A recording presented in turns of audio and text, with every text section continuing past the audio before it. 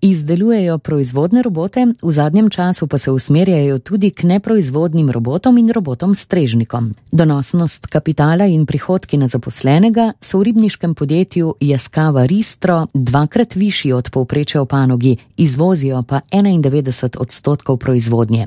Ob novih priložnostih na področju biomedicine dolgoročno razvojno strategijo zagotavlja lastna registrirana razvojna skupina, ki sama ali v sodelovanju s fakultetami in inštituti razvija nove produktne ter tehnološke modele.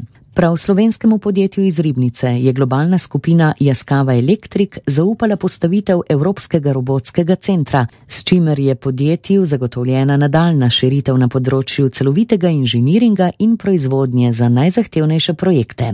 Od leta 1996 podjetje vodi človek, ki izhaja iz stare slovenske rodbine, kar kaže tudi 230 let star družinski pečatni prstan, ki ga direktor vedno nosi na roki. Hubert Kosler.